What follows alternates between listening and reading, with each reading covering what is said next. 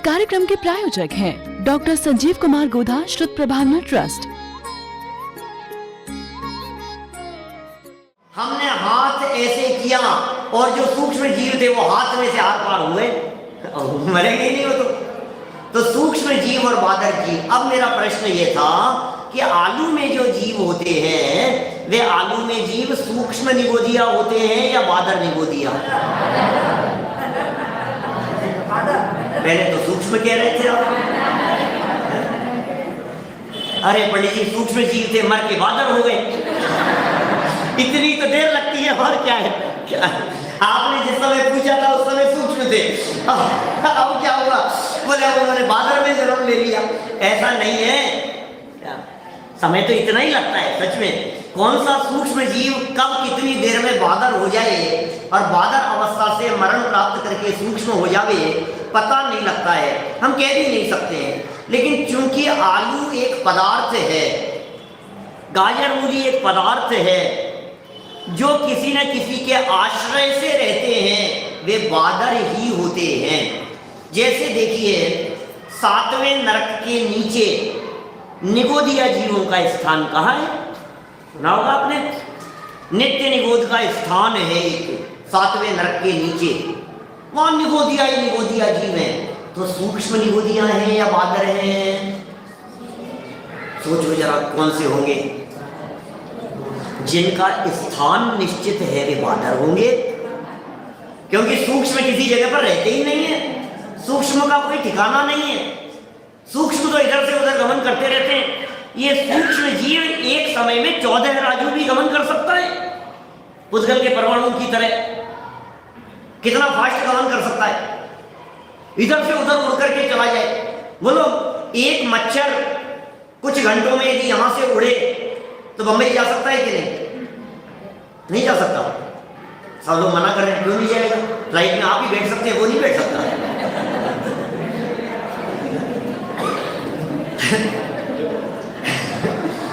आपके साथ में फ्लाइट में बैठ के चला जाएगा वो भी? क्या हो गया उसमें? नहीं कोई कंफ्यूजन है क्या? है? जा सकता है ना, बिल्कुल जा सकता है। टिकट लगेगा क्या उसका? उसका टिकट नहीं लगेगा। अभी मच्छर जो है वो तो बहुत स्थूल है, क्योंकि मच्छर को तो इतनी पावर नहीं है इतना उड़ने की, वो तो साथ में बैठ करके चले गया तो चले गया। ऐसे ही हम कहते हैं जैसे कुंदकुंदाचार्य देव विदेश क्षेत्र गए ना, तो कुंदकुंदाचार्य देव तो यहाँ के थे, भरत क्षेत्र आर्यखंड के। भरत क्षेत्र आर्यखंड के जीवों में बिना रिद्धि की ऐसी सामर्थ्य नहीं होती कि वो इस तरह से गमन कर सके, लेकिन कोई रिद्धिधारी हो तो ले जा सकता है। जैसे समझिए आप चक्रवर्ती है, तो चक्रवर्ती 6 खंडों के अंदर घूम लेता है, 6 खंडों में। अब चक्रवर्ती 6 खंड में यदि घूम रहा है तो उसकी सेना जा सकती है या नहीं? बोले साथ साथ में ही जा सकती है, अकेले नहीं जा सकता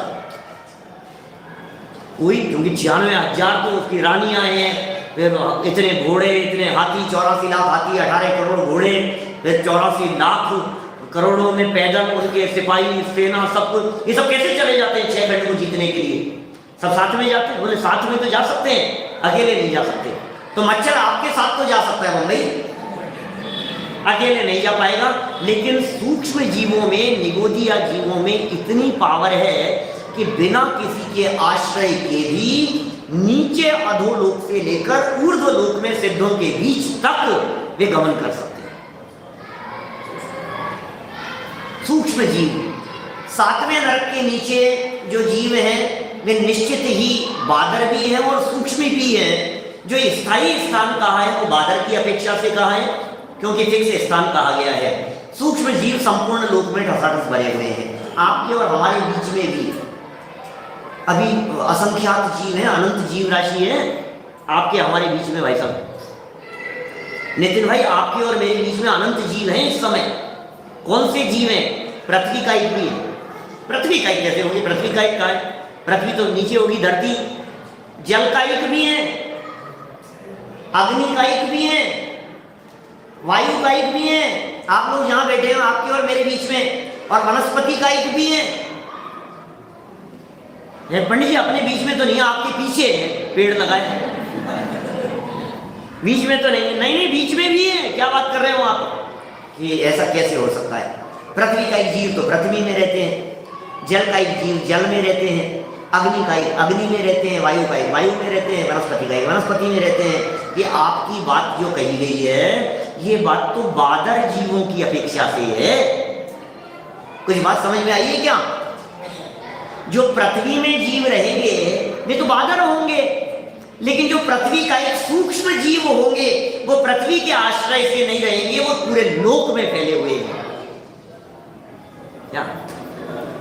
क्या कहा, वापस कह रहा हूं, आपके और हमारे बीच में जो पृथ्वी का एक जीव है वे सूक्ष्म पृथ्वी का एक है। ये पांचों जो स्थावर कहे हैं ये सूक्ष्म भी होते हैं और बादर भी होते हैं। जहां जहां ऐसा कोई वाक्य आए आप नोट करते जाएं, ये बिल्कुल परमानेंट वाक्य है जो अनचेंजेबल है, पारिणामिक भाव की जैसे बदलते नहीं, बिल्कुल फिक्स है। एक इंद्रिय जीव दो प्रकार के, सूक्ष्म और बादर। क्या अभी कई तरह से बंटवारे होते हैं एक इंद्रिय जीवों के, सूक्ष्म भी होते हैं और बादर भी होते हैं। यहां जिसकी हम चर्चा कर रहे हैं, पांचों प्रकार के स्थावर जीव जो आपको लग रहा है पेड़ पौधे खड़े हुए हैं, ये सब बादर हैं। दिख रहे हैं ना, बादर है। ग्रीनरी जो आपको दिखाई दे रही है वो सब क्या है, बादर है। और जो वनस्पति का एक सूक्ष्म होगी, साधारण वनस्पति में होंगे क्योंकि प्रत्येक वनस्पति बादर ही होती है। साधारण वनस्पति जो सूक्ष्म होगी वो आपके हमारे बीच में भी है। पृथ्वी का एक जो सूक्ष्म होंगे वो पूरे लोक में, इस हॉल में ठसाठस भरे हुए हैं। माने इस हॉल में कितने जीव हैं बतलाइए।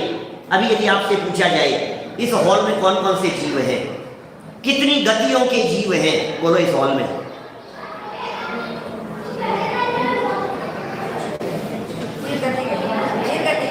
तीन गति के। नारकी कौन है यहाँ? हैं? दो है या तीन है? तीन नहीं। यहाँ कोई देवता नहीं है? अभी तो नहीं है, सुबह जरूर थे, इंद्र थे यहाँ। अभी दो ही गति के जीव है, एक मनुष्य गति के और दूसरे तिर्यंच गति के। तो तिर्यंच गति के कौन है यहाँ? हैं मच्छर वगैरह यहाँ आपके? हो सकते हैं, मच्छर वगैरह हो सकते हैं। तो ये जो तिर्यंच गति के जीव हैं ये कौन से एरिया में होंगे? हवा में, एयर में कहीं दिख रहे हैं आपको? यहाँ से पीछे फोटो लगी हुई है गुरुदेव की, वहां तक देखो आप। तो तिर्यंच गति के जीव बोले हैं। एक प्रदेश भी ऐसा नहीं है जहां एकेंद्रीय सूक्ष्म तिर्यंच गति के जीवों का सद्भाव नहीं हो। एक प्रदेश भी ऐसा नहीं है। इसका मतलब किस तरह के भाव हमने धारण किए हैं, किस तरह की पर्यायें हमने यहाँ बिताई है इस लोक में। जन्म मरण करते हुए अनंत अनंत जन्म निकल गए भाई साहब। अनगिनती जन्मों में, अनगिनती कल्पों में कितने भाव बीत गए, संकल्प विकल्पों में।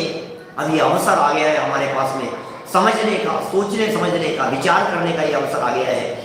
चलिए, त्रस और स्थावर आपके समझ में आ गया था।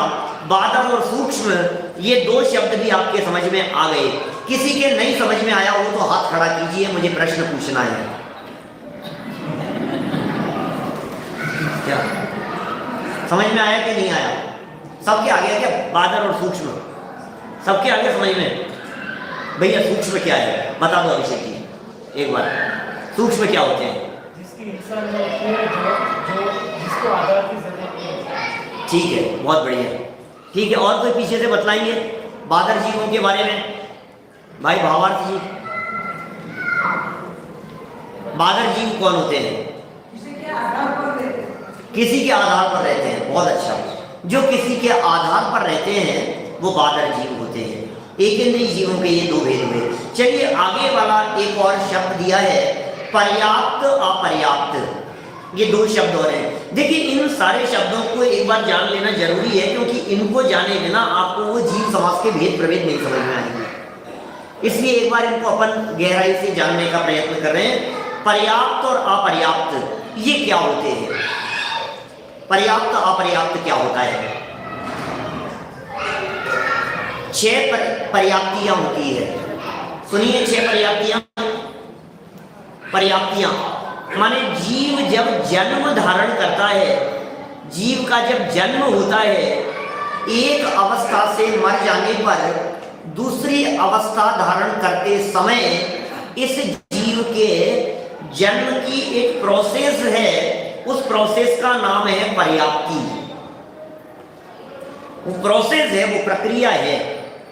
वो प्रक्रिया पूरी हो जाती है तो पर्याप्तक हो जाते हैं, वो प्रक्रिया पूरी नहीं होती है तब तक जीव अपर्याप्तक रहते हैं। बराबर। बहुत सारे जीव, बहुत सारे लोग ऐसा समझते हैं कि कोई व्यक्ति गर्भ में आकर के मर गया तो वो अपर्याप्तक रह गया। कोई ऐसा समझते हैं 2-3 महीने गर्भ में आकर के जीवन पूरा हो गया तो फिर वो अपर्याप्तक रह गया क्योंकि अभी तो शरीर बना नहीं था उसका। नहीं भाई, ऐसा नियम है कि जो गर्भज जीव होते हैं वे पर्याप्तक ही होते हैं। गर्भज जीव नियम है। आप नियम की तरह इस वाक्य को रख सकते हैं अपने दिमाग में। जो जीव गर्भज होते हैं वे नियम से पर्याप्तक ही होते हैं।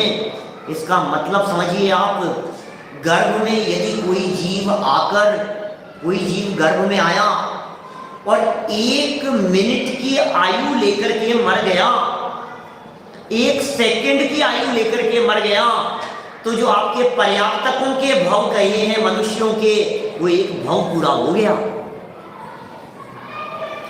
पर्याप्तकों के भावों की चर्चा की है ना, 48 भाव कहे हैं, 48 की चर्चा आती है, उसमें भी बड़ा झमेला है सच में। तो माने वो सब बड़ा गोलमाल है उस प्रकरण में। ऐसा नहीं कि 48 मिलेंगे फिर 24 को ऐसा कर दो, 24 को ऐसा कर दो, फिर उसको स्त्री पुरुष नपुंसक, सब बड़ा बड़ा झमेला है। कुछ नहीं है ऐसा कोई उल्लेख नहीं है। 48 ही मिलेंगे, 48 से ज्यादा नहीं मिल सकते, ऐसा भी नहीं है। पूरी उपलब्ध द्वादशांगमयी जिनवाणी में कहीं उल्लेख नहीं है इस बात का। सब जिनवाणी देखियो छान, ऐसा है, कहीं नहीं है उसका वर्णन। तो 48 की चर्चा कहां से आई है? वो भी है 48 की चर्चा, लेकिन 48 भावों की चर्चा ऐसी जानना चाहिए, पूरे के पूरे भाव पर्याप्तक के हैं, पूरे 48, कोई भी अपर्याप्तक का नहीं है उसमें। सबके सब भाव जो 48 कहे हैं वो सब गर्भज के हैं, गर्भ धारण करने वालों के हैं। हाँ, स्त्री पुरुष नपुंसक के रूप में बंटवारा हो सकता है। और गजब की बात बताऊं आपको, तो वे 48 भाव ऐसे हो सकते हैं कि एक जीव मनुष्य पर्याय को धारण करे तो लगातार मनुष्य मनुष्य मनुष्य मनुष्य मनुष्य मनुष्य मनुष्य मनुष्य मनुष्य मनुष्य मनुष्य मनुष्य मनुष्य होता हुआ लगातार 48 भाव धारण कर सकता है। हाँ, तो 8 ही सुने थे आपने, तो आज तो मजा आया कि अभी भी मजा नहीं आया, चेहरे खिल जाने चाहिए। तो 8 को 48 कर दिया हमने, आए हैं तो कुछ तो आपको बेनिफिट दे के जाएंगे ना, कुछ तो लाभ मिलना चाहिए कि नहीं। अब ये बात सुनकर के प्रमादी मत हो जाना। अरे 8, हम तो 8 ही सोच रहे थे, हम सोच रहे थे हमारा 8वां होगा तो क्या होगा, और अभी तो 40 और बचे। ऐसा नहीं है। एक बार छूट जाने के बाद दोबारा मनुष्य पर्याय की प्राप्ति महान महान दुर्लभ है भैया। दौलत राम जी ने जो छेड़ाला में लिखा है, दुर्लभ लही जो चिंतामणि त्यों पर्याय लही रस तणी, ये बात हवा में नहीं लिखी है। 2 इंद्रिय पर्याय की प्राप्ति करना चिंतामणि रत्न जैसा दुर्लभ है, तो मनुष्य पर्याय की प्राप्ति तो महान महान भाग्य से होती है। बहुत उत्कृष्ट जगह पर आ गए हैं। और यदि मैं मनुष्य पर्याय के बारे में फिर कहूं आपसे, तो ये कह सकता हूं, असंख्यात भव, अनंत भव तो एकेंद्रिय आदि पर्याय में, फिर असंख्यात भव त्रियंच पर्याय के, असंख्यात भव नारकियों के, और असंख्यात भव देव पर्याय के धारण करे तो एक भव मनुष्य का मिलता है। क्या भाव? कितनी बात कह दी, समझ में आई क्या बात? मनुष्य भाव की दुर्लभता के ऊपर कोई 9-10 प्रवचन है मेरे, मनुष्य भाव की दुर्लभता पर। अलग अलग जगह पर किए हुए हैं सब। सिंगापुर वालों के लिए किया है, मियामी में किया है, 2 बार सिंगापुर में किया, वहाँ नैरोबी में किया, अमेरिका में एक जगह किया, अलग अलग जगह के हैं सारे प्रवचन सब। मनुष्य भाव की दुर्लभता के बारे में अलग अलग बिंदुओं से उनमें चर्चा की है। मैं यहाँ कह रहा हूँ एक बिंदु बतलाया, सिर्फ अपनी कीमत समझने के लिए, अपनी वैल्यू समझने के लिए हम कहाँ आकर के बैठ गए हैं। मैं भी उसको लंबाईमान नहीं करता उस प्रकरण को, लेकिन एक आध वाक्य तो मैं ऐसा कह ही सकता हूँ। असंख्यात भव देव पर्याय के मिले तो एक भव मनुष्य पर्याय का मिलता है, और असंख्यात भव, या उसमें तो अनंत लिखा है रत्नकरण शावकाचार्य में, अनंत ही होना चाहिए। रत्नकरण शावकाचार्य पेज नंबर 52 नंबर पेज पर, वहाँ सदाशिव दास जी लिखते हैं ये जीव असंख्यात ही है या अनंत है, कंफ्यूजन हो रहा है। 52 नंबर पेज पे मिलेगा आपको, जरा देखना। असंख्यात मान लो कम से कम भी, तो असंख्यात भव, मैं तो इसमें 1 मिनट में खोल के दिखा सकता हूँ, मेरे को विकल्प ही नहीं आया खोल के दिखाने का। असंख्यात भव ये जीव मनुष्य, इसके किसके, मनुष्यों के धारण करे तो एक भव जैन कुल में जन्म लेने का अवसर मिलता है। अब आप सोचो जरा क्या क्या बात कह दी है। असंख्यात भव ये जीव किसके प्राप्त करे, पेज नंबर 52 पर अनंत, अनंत लिखा है, अनंत, असंख्यात नहीं है, अनंत ही खोल लिया मैंने, 52 नंबर पेज पे खोला है। क्या लिखा, वापस सुनो एक बार, गंभीरता से सुनना, थोड़ा सा गहराई से विचार करना, हम कौन सी जगह पर बैठे हैं। असंख्यात भव देव पर्याय के मिले तब एक मनुष्य का भव मिलता है। यदि किसी को शंका हो तो हाथ खड़ा करके पूछना, मैं उसका क्लेरिफिकेशन दे सकता हूँ, समाधान कर सकता हूँ कैसे संभव है यह बात। क्योंकि असंख्यात भोग भूमियाँ हैं, वो त्रियंचों की हैं सब। 2.5 द्वीप के बाहर असंख्यात द्वीप समुद्रों में असंख्यात सैनी पंचेंद्रिय त्रियंच हैं, भोग भूमि वाले, है ना, जगन्य भोग भूमि है सब जगह, और सब मर करके नियम से भवन त्रिकोण में तो जाते ही हैं, देवगति में जाते हैं, फिर मर करके त्रियंच आदि में चले जाते हैं, फिर भोग भूमि आदि में जन्म लेकर के फिर ऊपर चले जाते हैं। असंख्यात भाव धारण करें, और भवन त्रिकोण की आयु बहुत कम होती है, वर्षों में 10-50 हजार वर्ष की आयु है। एक सागर के काल में असंख्यात देव भाव पर्याय हो जाए भवन त्रिकोण की, एक सागर के काल में, और 1260 सागर का काल है देव पर्याय का। असंख्यात देव पर्याय के भाव धारण करें तो एक भाव मनुष्य पर्याय का मिलता है, और फिर ऐसे असंख्यात भाव, अनंत भाव इधर उधर के सबके त्रियंचों के सबके घूमते हुए फिर कभी मनुष्य में आ जाए एकाध भाव, फिर सारे भाव धारण करके ऐसे असंख्यात अनंत भावों में फिर कभी एक भाव मनुष्य का मिल जाए। ऐसे करते करते अनंत बार मनुष्य बने तो सदाशिव दास जी कहते हैं एक बार उच्च कुल में, जैन कुल में जन्म लेने का अवसर मिलता है।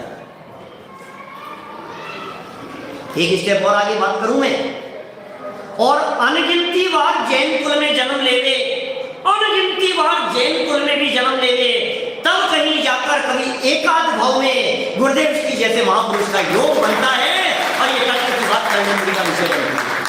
बोलो, तब कहीं जाकर के कर्णेंद्री का विषय बनती है ये बात। कहानी पढ़ना दुर्लभ है भाई, क्या बात कर रहे हो आप। कितने मनुष्य गति के जीव और कितने जैन हैं आज हिंदुस्तान में और पूरे दुनिया भर में, कितने लोग हूँ परमात्मा छू इस बात को सुन रहे हैं, बताओ कितने लोगों के कान में ये बात पड़ रही है, हूँ परमात्मा छू। कौन सुने, कौन जाने इन बातों को। तुम त्रिकाली ध्रुव हो, तुम कारण परमात्मा हो, भूलेगा भगवान से, अरे परमात्मा बनने की ताकत है तुम्हारे में, तुम स्वयं परमात्मा बन सकते हो, तुम 3 लोक के नाथ हो सकते हो, तुम पूज्य हो सकते हो, अनंत सुख प्रकट कर सकते हो, अनंत अनंत सिद्ध भगवानों की श्रेणी में आने वाला तुम्हारा नाम हो सकता है। ये बात कौन कहे भाई साहब, किसके कान में पड़ रही है। धर्म के नाम पर बस कर लो थोड़ी बहुत उठा पटक, उसी में धर्म समझ लिया है। मंदिर जा पूजन कर ली, पूजन कर माला जप ली, माने है इसे धर्म ध्यान, कैसे बनेगा भगवान। ये जैन कुल भगवान बनाने के लिए भाई, ये बातें कहीं नहीं है, कहीं नहीं है। कितने भाव जैन कुल में जन्म लेवे तब जाकर के इसको एकाध बार कभी कान में पढ़ने का अवसर मिल जाए। बड़े भाग्य से ये अवसर हमारे को मिल गया है, और फिर भी काल गंवाए यदि हम पर्याय प्रमाद में तो फिर उसकी तो होनहार ही का विचार करने पर समता आती। 20 नंबर पेज पे लिखते हैं टोडरमल साहब, भली होनहार हो तो ऐसा विचार आता है। चलिए हम यहाँ बात कर रहे थे किसके संबंध में, पर्याप्त और अपर्याप्त के संदर्भ में। संयम प्रकाश 532 नंबर पेज की अंतिम लाइनों में। तो पर्याप्त कौन हैं? जिनकी पर्याप्तियां पूरी हो जाती है वे पर्याप्त हैं, जिनकी पर्याप्तियां पूरी नहीं होती है वे अपर्याप्त हैं। ये पर्याप्तियां क्या होता है? बोले घूमट सर का फिर एक चैप्टर है नया, पर्याप्तियों वाला चैप्टर पढ़ना पड़ेगा। 6 पर्याप्तियां हैं। आहार शरीर इंद्रिय भज्जति आण पाण भाषमणो चत्तारि पंच छप्य इंद्रिय वियल सन्नीनम। घूमट साहब की गाथा है। 6 पर्याप्तियों की चर्चा की है। आहार, शरीर, इंद्रिय, श्वासोश्वास, भाषा और मन, ये 6 पर्याप्तियां हैं। ये पर्याप्तियां जिसकी पूरी हो जाती है वो पर्याप्त है। आहार, आहार मतलब भोजन नहीं, आहार का मतलब भोजन नहीं है। आहार माने क्या है? औदारिक आदि शरीरों के योग्य पुद्गल परमाणुओं को ग्रहण करने की शक्ति, ग्रहण करना, यह आहार है, यह आहार वर्णाएं हैं।